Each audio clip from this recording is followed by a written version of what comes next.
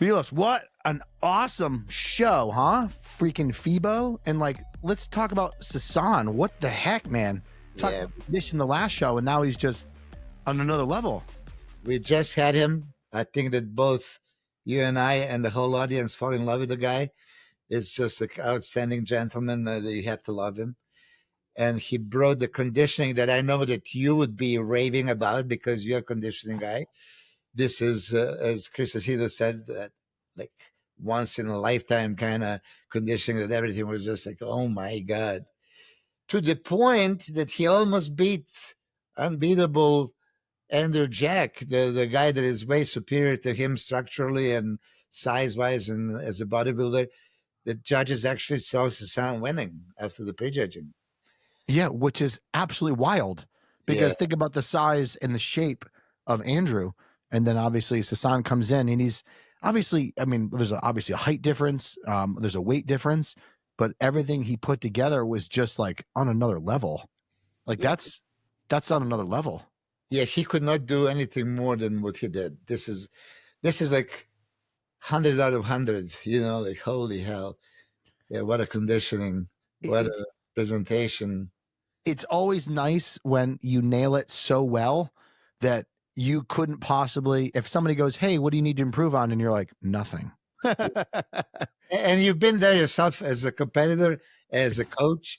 You know, of course, you always want to be 100%, but not every time everything goes 100%. But when it does happen, and you look at yourself on the stage and you're 100%, there is no better feeling on earth. Yeah, and that's what the Sasan was feeling it here, right here. Yeah. This is not a good video. Uh, It doesn't represent that true connect that true condition he had, you know? No, Chris Aceto said like kind of he saw them backstage, and there was that breathtaking condition, and then when they all came on the stage, he was like, hold a second, like did he like spill over? You know, he lost some condition. He says it was just about the lights that everybody was scaled down. You know, Yeah. there was not uh, true value of the condition due to the lights, which is shame. What I always find strange sometimes is like when someone takes pictures from their damn cell phone or a Yeah, video from their cell phone and it looks insane. And yeah. then when someone, a great photographer, this high end camera zooms too far in and takes a clip, and you're like, this is the same show? You know what I mean? It's like it takes away all the shadows and what the light has to offer the physique. But I tell you this, the biggest eye opener for me was 2000, I think 18 Japanese Grand Prix, and there was Cedric Regan, there was Juan Diesel Moral. Okay, so I'm in the first row and looking at the stage, and they were not in condition, not at all, none of them. Okay, and then I'm taping and I look at the phone and I'm like, holy hell. I mean, these three guys on my phone are like spot on. And then I raised my eyes, like, how is this even possible? Which I told an RX Muscle interview afterwards. I said, I don't know how to tell you, but what you were seeing online is not a true presentation. No. And I always knew that, but I saw it firsthand when I was at Texas Pro when Andrew and Labrada went back. Was it Andrew? Was it Andrew and Labrada? Yeah. Went Yeah. back and forth. And then legitimately an hour later, I see photos online and people are talking all this shit. And I'm like, dude, this is not what I saw at all in person. Yeah. Like, not even close. Yeah. Like, it How just, do you explain that? I mean, how do you explain that, right? Eh, Even this, I tell you, they're criticizing uh, 2024 Derek Olympia, right? And then praising him 2025 Honor Classic, right? And then somebody put those two pictures together in comparison to the point that Olympia pictures even look better than Arnold, which was absolutely not the case. yeah. But you know, somebody's questioning me, oh, you Mr. Expert, you're saying that this is better than that? I say, I don't know how to explain these pictures, but we do know what we saw. Well, that brings me to another point. Like, how helpful do you think this is? I'm your client. We're 4 weeks out from a show. You're prepping me. I'm looking at my pictures 4 weeks out. And then I send you pictures 4 weeks out in slightly different place, but still good lighting. And I go, I don't think I've made any ground from last year. And listen, I already know what I'm going to say. Like, how helpful do you think that is in any capacity? Do you think that's helpful in any capacity? Do you? Like comparing a frontal bicep 4 weeks out last year to 4 weeks out this year, do you think that's helpful? Well, I understand how the guys are. They want to see a night and day difference, you know. So they expect miracle from their coach, and you're their coach. And now, like, yeah, explain to me this or that, right? But then, of course, when they go on the stage and they made great improvements, and then judges praise them for it, and they come back and they just didn't see it. But there is those group of people, they're always doubters, and then you have those group of people that they see something that is not real. I literally had guys in my gym, in Colosseum gym, they come and they look so bad, but their face, they look in the mirror and eyes are gonna pop like, oh my god, like, are you looking at Lee Haney at his best? Like, What are you who are you looking looking at? at? What are you looking at? Yeah, I mean, there is, and then there is a guy, I don't want to say his name, peeled out of his mind. I mean, you're a conditioned guy, you would just, your jaw would drop. Like, and he thought he's holding water, you know? Yeah. Yeah, Yeah. things like this. Yeah. So you always have to balance it out. I don't know. What do you think of FIBO show, for example, Sergio's condition? uh, you know, there are different filters, and a lot of people are looking. Oh, they're looking at the legs and hamstring and glutes and quads separated, striated. Oh, great condition, right? Okay. When you look at the lower body, he was in incredible condition. But then you look at the upper body, right? And muscle was not popping, flat chest, flat back, flat shoulders, abs in control, all this. But where do you draw the line? Okay, so you just go for, you see your legs and you're checking your legs, oh, striated, beautiful. But then you don't feel nothing upstairs, right? But you're going for condition. I know how it is. He was going against Sasan. He knows that Sasan is crazy condition. So they were probably, let's just go push for condition.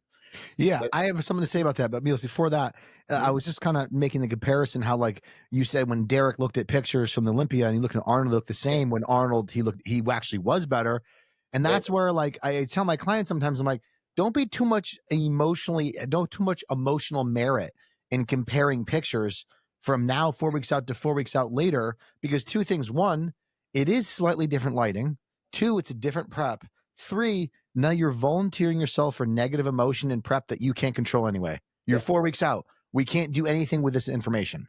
It's worthless. And as you stated, how are you going to see pictures sometimes in different varieties and see varying different things? So it's like you can easily look at a picture that makes you look better than you are, and then look at a picture previously let's say accurate, and then all of a sudden you think that you'd made ground or you didn't make ground, and it's just, in my opinion, it's just not worth doing until after the fact. You want to look after the fact of competing, looking at the off season, looking back at pictures to see what you should do, sure, but not in prep. It's not helpful. I don't find it helpful. there was, okay, I'm going to tell you, so many bad experiences that throughout the years that I told the guys every time I work with a new guy, I want you to pick the spot exactly, pick the camera, pick the distance, pick the time of a day, and the same conditions, same light. This is the only valuable to me. Don't look for the best light. You know how they Yeah, look for yeah, goon light, or yeah, you yeah, used to see them Jay Cutler. They open the fridge and the light from yeah, the fridge. yeah, yeah, yeah. You know, I don't want to see you necessarily at your best. Mm. I would rather see you at your worst. Yeah. Okay. But yeah, it messes people's minds. And consistency.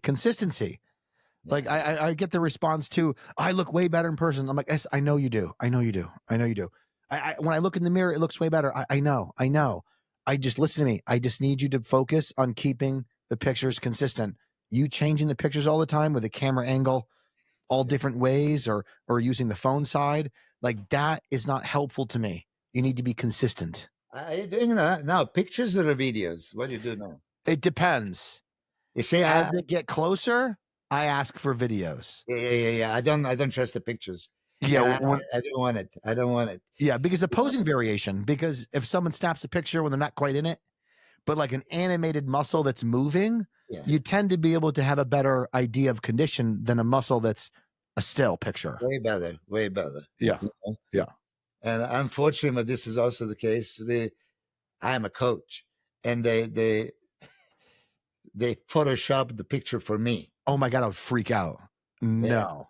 Yeah. I'd lose my shit. Yeah, and that's why I said, okay, you know, just send me the video. And then I put the video and a picture together and said, okay, how do you explain this? And then, you know, they start kind of laughing, and okay, I just use whatever the filter. I don't know, the makes Dude, you. don't you get mad? I would get so mad. I get pissed off. I Get say, so pissed. Like, what the I fuck are want you to live doing? the true, not the lie. Yeah. Do you know how many times I've done this? You know, I go through Instagram, you know, waiting in line something, and I see my picture of my client. I'm like, damn, he looks fucking sick right here. And I'll message him back. I'm like, bro, when was this? And he goes, today. And then I'm like, really? And I go, wait, is there a filter on this? And he goes, oh yeah, I edited it a little bit. I'm like, oh, okay, never mind. 40% structure. I'm like, oh, okay, never mind. I'm like, what the hell? Yeah. What the hell? That's like, I can't deal with that. I need to be consistent so I can read it. I'm like, if you're not doing your job, listening to me, you're going to make me make a wrong decision. Okay. Be consistent. But anyway, back to Sergio and talking about like, you know, where do you draw the line with not coming in as peeled on the legs, right? And then being a little fuller up top, or focusing on being super peeled on the lower legs and sacrificing something else, right? You know, here's the thing, and I'm going to tell you, Andrew at Arnold Classic was conditioned, but he lost the legs, considerable amount of size, I promise you. He lost the legs from, you know, what I was seeing with Chris Acedo in the hotel room, you know, to the stage. And that cost him. These legs, you know, that he had, if he was at Arnold Classic, it would be a completely different story, because you couldn't see there was discrepancy, upper body, lower body. Now with this kind of Andrew, yeah, legs were not as sharp, maybe, and all that stuff. But then, what is more important? Balance. You know, when you have a 300-pound guy with their shoulders like this, and then okay, legs a little skinnier, they need to come up. Now the legs were up big time. And I think that Chris liked this look, you know, the full look. Unfortunately for Andrew, for him to make a mark and move up from his fifth position, he needs to be as peeled, as dry, and as big as he was this time. Yeah. I know. I agree. I think when especially with his physique specifically, he benefits if he gets a little soft. It kind of like shows up in the back, shows up in the hamstrings, you know, like, but when he has all of that, everything else just looks so much better. But the combination of having both together, and you know, what's funny, I say that to my clients too, Milos, is like, they get hyper focused on one body part, right? They're like, oh, my hams aren't dry enough. I'm like, okay, listen, okay, your hams are going to show legitimately probably in two poses. Okay. You get a side leg, but in the rear. And now if we drive your body weight down another 6 pounds, okay, and now you get flat in the shoulders and the chest, think of how many poses now that's going to affect. And then now you overall became a worse bodybuilder just because you want peeled hamstrings. Like, if your hamstrings are already a strength and you're worried about them being as dry as they can be, then you're missing the point. I rather be a little smoother in the hamstrings and come in as full as possible up top. And to have that more, as you said, hashtag bodybuilding, it's like, this is a muscle contest. It's not a conditioning contest. Yeah, but listen, many people will be just exclusive. I don't care. Conditioning. I don't care. Conditioning, right? That's most important. And this is how I was. I think I told you that story that 94 changed everything for me. I was in the greatest condition, dryness wise, you know, how lean I was in my life at Olympia. But then Joe Weider, seeing me, my full version for the photo shoot later on, says, Milos, why didn't you look like that at the Mr. Olympia? You beat up six. And you're like, I'm fat. What do you mean? Yeah, absolutely. This is exactly until he actually called me to the table and he showed me Polaroid from photo shoot today and a picture from the Olympia, which was uncomprehendable to me. Like conditioning almost looks the same, almost. Yeah. I was 25, 30 pounds heavier, Right. you know, loaded up, filled up, hydrated. But I volumized my body, and now all of a sudden I look like a goddamn bodybuilder. Speaking of that, and you look at the things you learned, that what mattered and what didn't matter, I feel that there's a lot of self-manipulation with a lot of competitors where they hyper-focus on specific things that really don't hold a lot of value, and or they don't yield a lot of results. For example, when people like either hyper-focus on, I have to get fasting cardio in every day. I have to make sure I get all my supplements. I got to use these peptides. They start placing value on things that are not going to yield the best result. They're hyper focused on the baby little skin that's behind the kidney, and they're not looking at everything else. And they just have this negative mindset about that one spot. They think that's going to lose their show. It's like, what have you seen with either yourself or your clients where you're like, don't worry about that. Never mind that. Let's actually worry about posing because your posing isn't good. Yeah. Put the priorities. What you mentioned.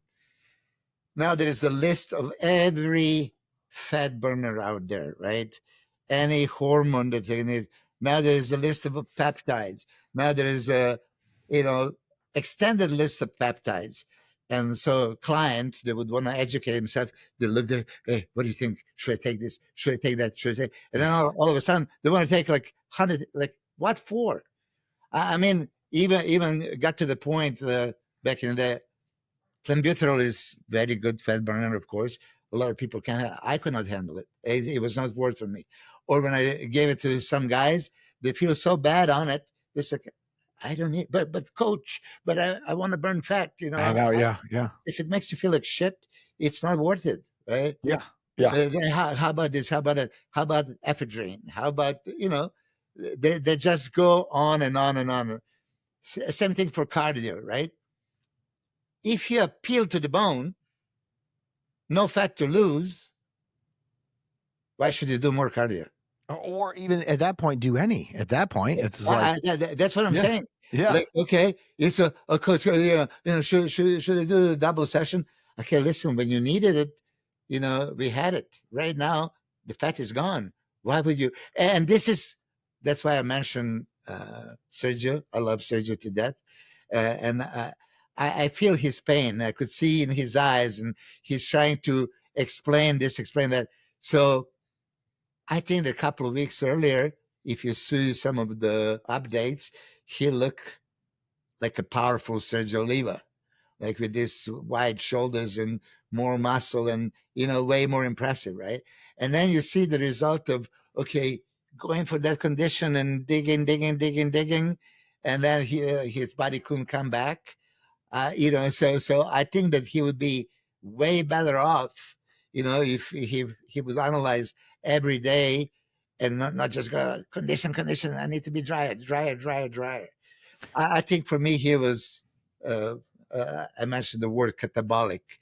It's like, pushed it a little bit too far. You mean? Yeah, pushed too far. And then, once you start falling off the cliff, it's very hard to climb back, It's funny you say that because, and for people who are listening who don't know what that means is you push a physique too far, fatigue gets too high, they flatten out. And then you try to fix that by either more food or rest, androgens. And sometimes it just doesn't work. It doesn't really bounce back the same way versus if you stayed on top of recovery, you manage fatigue, you're able to kind of coast that body in. But sometimes it comes to the point where it's just like, you can't go more. Like for example, I got a client, he's ready. He's 4 weeks out. We're ready. And I tried to push him a little bit and bring his weight down just a little bit more just to see. And it was instantaneously a negative look. Yeah. And I'm like, listen, this is as good as it's going to get. Your glutes are peeled. Everything's fine. He's got a little bit loose skin on his lower belly because he used to be kind of heavier there. And I'm like, we can't attack that to nothing because everything else is going to disappear. And then we filled him back up, and at a filled up look from his lowest weight, he looked better. And he's like, you don't think this would be a problem? I'm like, dude, there's no other options here. It's either we're going to run you into the ground just so your belly looks 2% better and everything else can look 13% worse. It's like, we're done here. Like, his cardio is pulled. Like, we're done.